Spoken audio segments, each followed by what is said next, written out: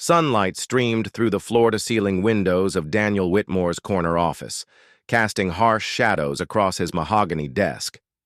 Papers were scattered in perfectly organized chaos. Financial reports spread like battle plans across the polished surface.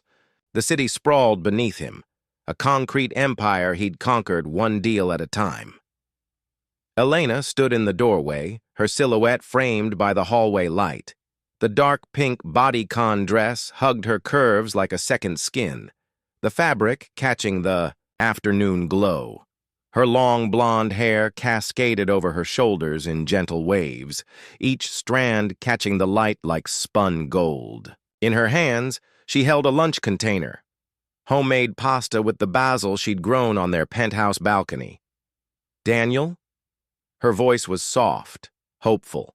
He didn't look up. His fingers danced across the keyboard, eyes locked on quarterly projections that demanded his attention more than his wife ever seemed to. "Just leave it on the side table," he murmured, not breaking his concentration. Elena's grip tightened on the container. 3 years. 3 years of these moments of being invisible in her own marriage. She set the lunch down with deliberate care, the soft click echoing in the vast office. Still, he didn't look. She turned and walked away, her heels clicking a lonely rhythm down the marble hallway. That evening, their penthouse felt more like a mausoleum than a home.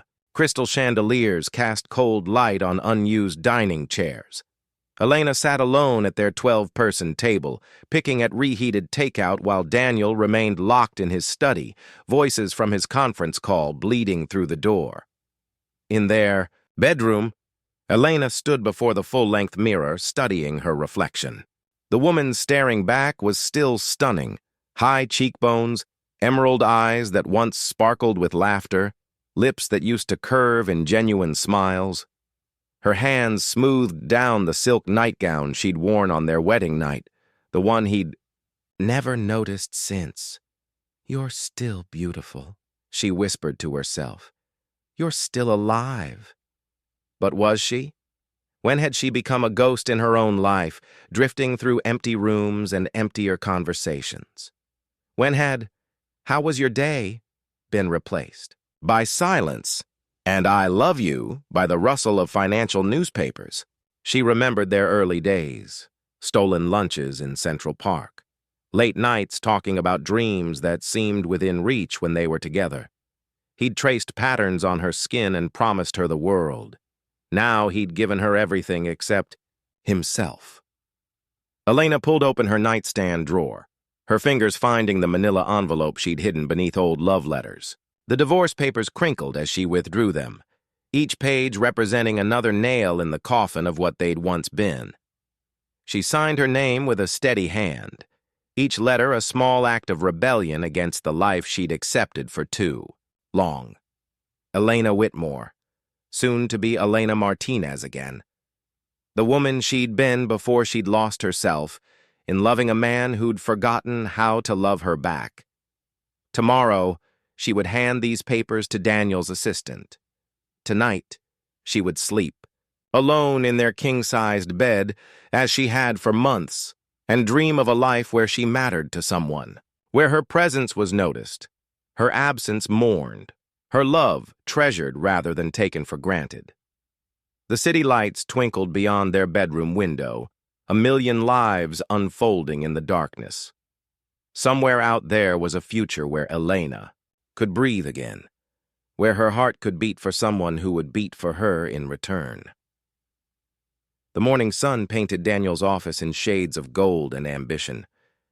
His assistant, Margaret, moved with practiced efficiency, setting his coffee at the precise angle he preferred, arranging documents in order of priority. Another day, another mountain of decisions that would shift millions and reshape markets. Daniel's fingers worked mechanically through the stack, merger proposals, investment reports, acquisition briefs. His mind cataloged each document with ruthless efficiency until his hand stopped, frozen above a crisp white envelope that didn't belong. Divorce petition was stamped across the top in bold, unforgiving letters. The words blurred as his vision, tunneled.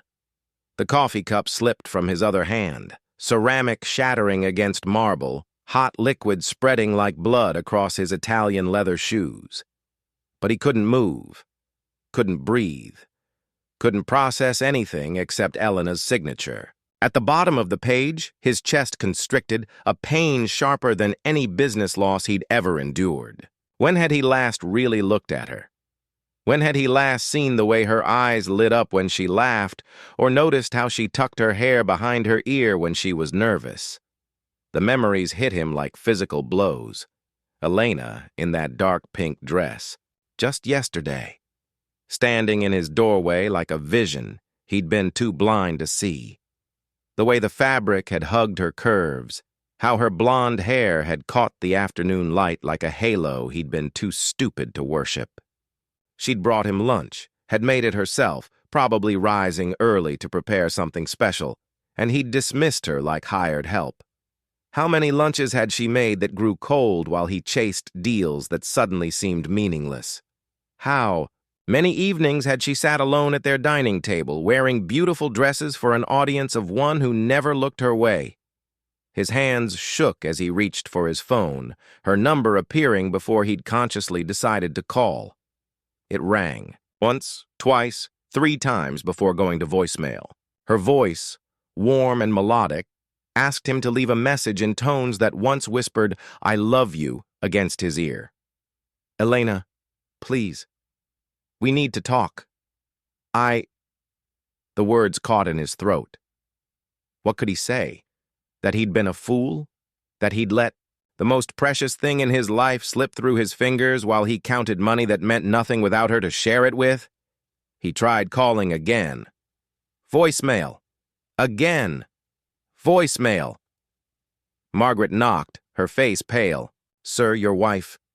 She's at the Hartwell Foundation Gala tonight. The photos are already online." Daniel's hands flew to his laptop, pulling up society pages with hungry desperation. There she was, his Elena, radiant in a midnight blue gown that made her look like a goddess descended to earth. Her smile was brilliant, genuine, as she laughed at something a tall, distinguished man was whispering in her ear. The man's hand rested on the small of her back, possessive and intimate. Elena's head was thrown back in laughter, her throat exposed, vulnerable and beautiful. She looked alive in a way Daniel hadn't seen in months, sparkling with an energy he'd forgotten she possessed. Jealousy ripped through him, primal and consuming. That should be his hand on her back, his joke making her laugh, his presence lighting her up from within. Instead, he was watching from behind a computer screen like a stranger, realizing he'd become exactly that, a stranger in his own wife's life. Daniel grabbed his keys, his coat, his desperation. The gala was across town, but he'd crawl there if necessary. He'd beg, plead, grovel at her feet if that's what it took. Because for the first time in years, he could see clearly. His empire, his success, his carefully constructed world, it was all meaningless without Elena. She was the sun around which his life should have revolved, but instead, he'd made her a distant planet, cold and forgotten in the shadow of his ambition. The elevator seemed to descend in slow motion, each floor, marking another moment he might lose her forever.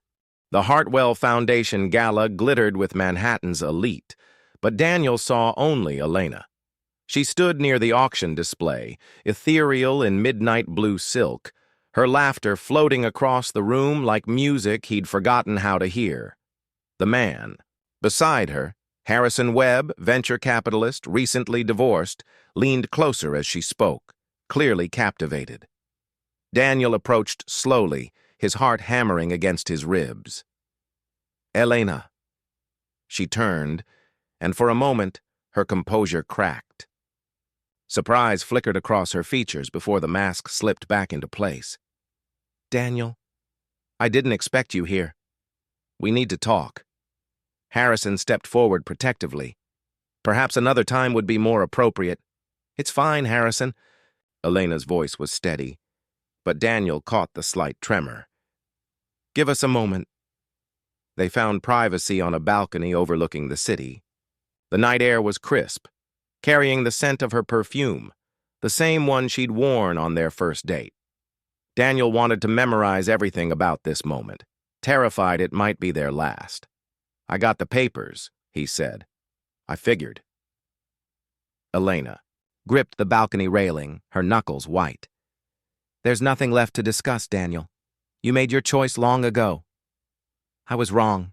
Elena, I was so incredibly wrong." She laughed, but it was hollow, pained. "Do you know what yesterday was? Our anniversary? 3 years, Daniel. I spent the morning making your favorite pasta, the afternoon choosing that dress because I remembered you once said you loved me in pink. I stood in your office doorway hoping, praying, that you'd look up and see me, really see me." The words hit him like physical blows. He'd forgotten their anniversary. The realization made him sick. "But you didn't," she continued, tears finally spilling over. "You haven't seen me in months. I've become invisible in my own marriage." "Elena, please, no!" Her voice cracked. "Do you know what I did after I signed those papers? I looked in the mirror and remembered who I used to be. Someone worthy of love, of attention, of being chosen. Harrison spent 30 minutes tonight asking about my photography, my dreams, things you used to care about. He noticed I'd changed my hair." Daniel stepped closer, desperate. "I notice everything about you, the way you tuck your hair behind, your ear when you're thinking, how you hum while you cook, the little scar on your wrist from when you tried to fix the broken vase I bought you in Prague. Those are memories, Daniel, not present moments. Then let me create new ones." He dropped to one knee on the cold stone, not caring who might see. "I know I don't deserve another chance. I know I threw away the best thing that ever happened to me. But Elena, you are my everything. Without you, all of this," he gestured toward the glittering city, "means nothing." She was crying openly now, her body shaking. "I can't do this again. I can't go back to being alone in a marriage, watching you choose everything else over me." "You won't be."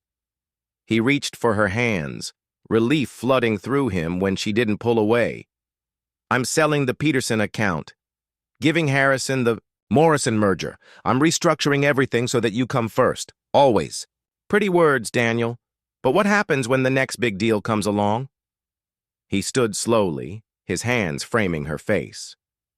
"Then I'll choose you. Every day, every decision, every moment, I choose you. I'll fight for you, for us, for the love I nearly destroyed through my own stupidity." Elena searched his eyes, looking for truth, for promises he could keep. The silence stretched between them, filled with 3 years of hurt and hope. Finally, she spoke. "This time, you fight for me every day, Daniel. You make me feel chosen, treasured, loved. You remember that I'm a person with dreams and needs, not just a beautiful accessory for your successful life." "Yes." "And if you forget again, if you take me for granted or make me invisible, I walk for good. No second chances, no forgiveness, no looking back." Daniel nodded, the gesture feeling like a sacred vow. "I understand." Elena studied his face one last time, then slowly, tentatively, placed her hand in his. "Then let's go home. We have a marriage to rebuild."